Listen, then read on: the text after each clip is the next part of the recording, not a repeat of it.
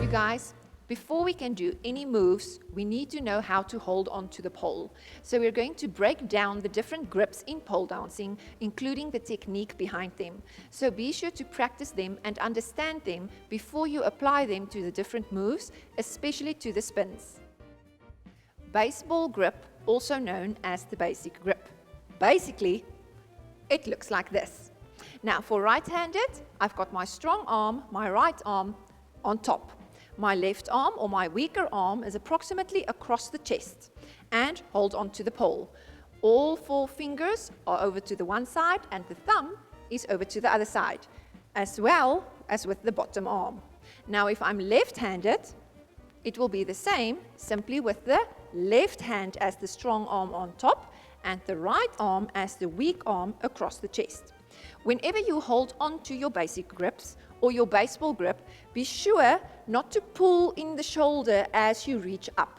You want to activate your shoulder blade and pull down the shoulder when you hold onto the pole. So if you want to get that extra height, rather go onto the toes and do not lift out of the shoulder. You do not want to hurt your shoulder. You want to strengthen those shoulder blades rather than stretch them. Now in your more advanced moves, eventually the baseball grip or the basic grip can turn into a one-handed grip. So it's exactly the same. You will simply let go of the weaker arm and your strong arm will stay on top, holding your weight as you spin or do moves. For the left side, it's the same. Your left arm as your strong arm will stay on top, and if you want to do it one-handed, your weaker arm will simply let go. Let me just quickly demonstrate all of this with my back facing you. So, standing next to the pole to the left, as a right-handed person, I will put my right arm on top and my left arm approximately across my chest, pulling down in the shoulder blade and holding onto the pole. If I stand to the right of the pole, I will have my left arm on top as my strong arm and the right arm approximately across the chest as the weaker arm, pulling down in the shoulder blade, activating the shoulders and holding onto the pole. Be sure to practice the grip before you do the moves. Let's break down the back baseball grip.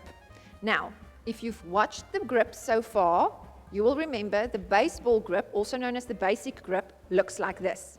For the back baseball grip, you will simply take the weaker arm and put it behind your back, gripping the pole there. So, for now, if I'm standing on this side, I'm taking my right arm, which is my strong arm, to the top, pulling down and activating the shoulder blades as I hold onto the pole. 4 fingers going over the one side and the thumb is on the other side. My weaker arm, my left arm, will have to go to the back. In order to touch the pole, I will have to move slightly forward with my body in order to get the grip at the pole. And this is your back baseball grip. Let's show it on the left side as well. So, my left arm as my strong arm on top. 4 fingers around the pole, thumb in the other direction, pulling down in the shoulder blades. Taking my weaker arm, in this case my right arm, reach to the back and move slightly forward and closer to the pole in order to get a grip on the pole. Now I'm just going to turn around so that you can see it from the other side. If I am to the left of the pole, I'm taking my right arm as my strong arm to the top, pulling down in the shoulder blades. Take my weaker arm, the left arm, reach it behind the midsection of my back. Move slightly forward and closer to the pole in order to get a good grip on the pole. This bottom arm or bottom hand will also have 4 fingers going over the one side and the thumb going over the other side. Should you have to bend down, be sure to take your elbow to the back of the pole and don't try to take it to the front of the pole. That will be a little bit uncomfortable. Let's do it on the other side. If I am to the right of the pole, I'm taking my left arm as a strong arm to the top, pulling down in the shoulder blades. Right arm as the weak arm will be in the midsection of my back, and I need to move closer and slightly forward in order to get a grip on the pole. If you need to bend the top arm's elbow, be sure to bend it at the back of the pole. Do not try to bend it at the front of the pole. Practice this grip before you put it into the moves. Time to break down the strong hold or also known as the armpit hold. Now, there are two ways you can do this. Let's start with the first one. If I'm standing next to the pole and I want to do a move, for instance, an invert or anything going upside down onto the pole, then the strong hold will be with your strong arm at the bottom. For now, I'm doing it with my right arm as the strong arm. You will see I'm basically gripping the pole at the armpit, hence the name, and then I get a good grip with this hand. Your weaker arm will go over to the top. Now, for some people, it's easier to grip a little bit lower. For other people, they prefer to grip a little bit higher. It all depends on what's most comfortable for you and on what exactly you're going to do as a move.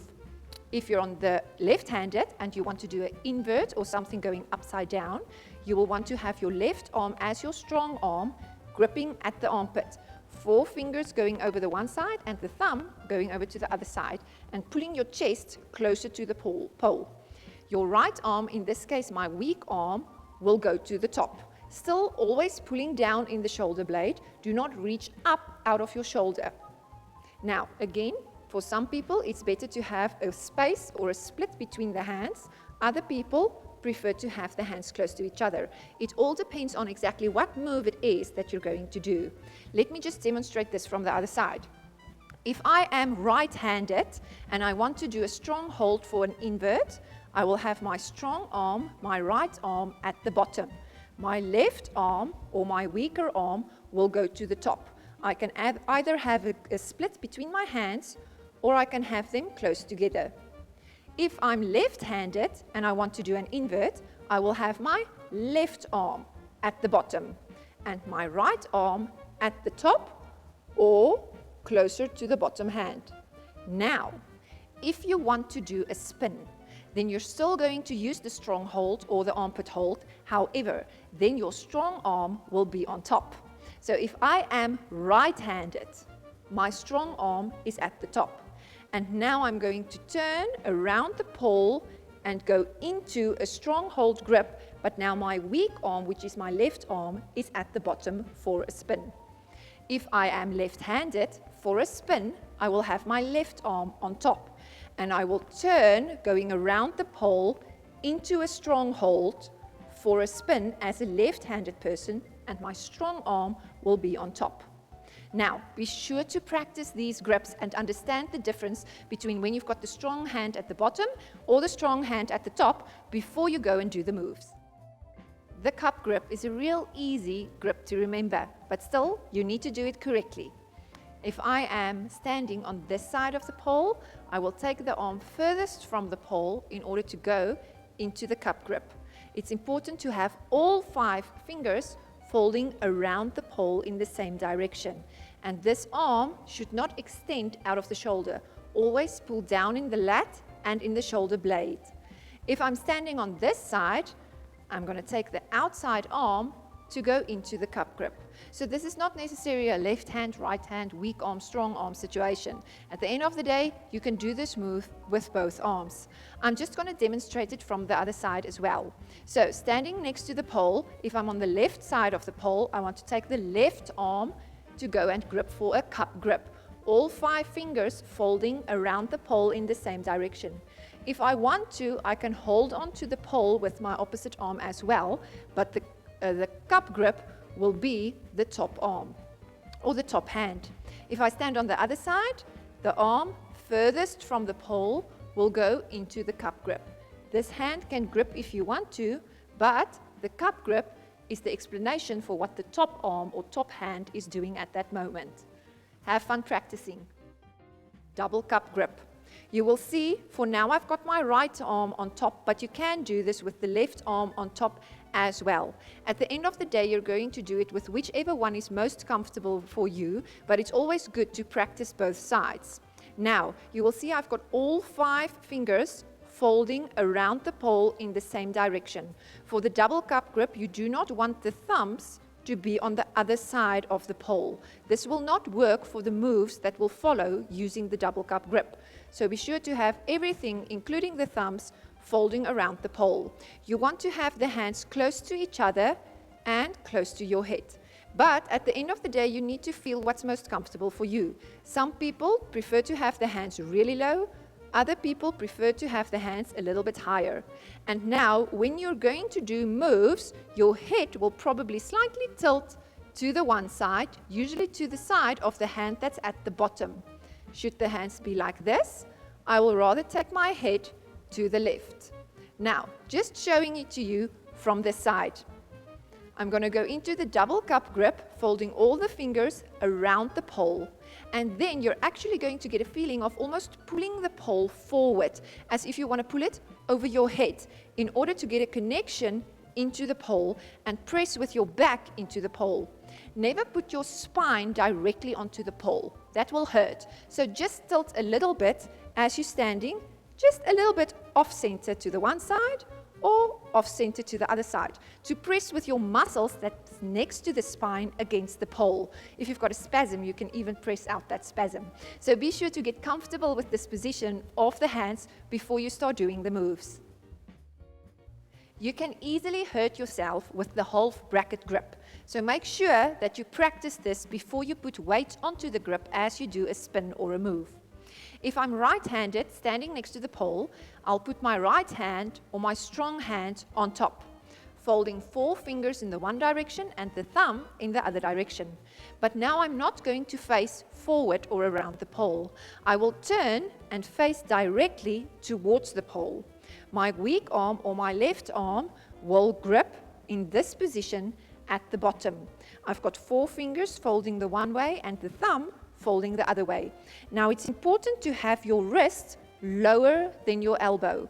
Some people prefer to do it there, other people prefer to do it there. You need to get a feeling for this grip and see what works for you. The aim of this grip is to pull on the top arm and push away with the bottom arm. So you can almost slightly feel as if you want to bring your elbow just slightly in towards your body and not out to the side.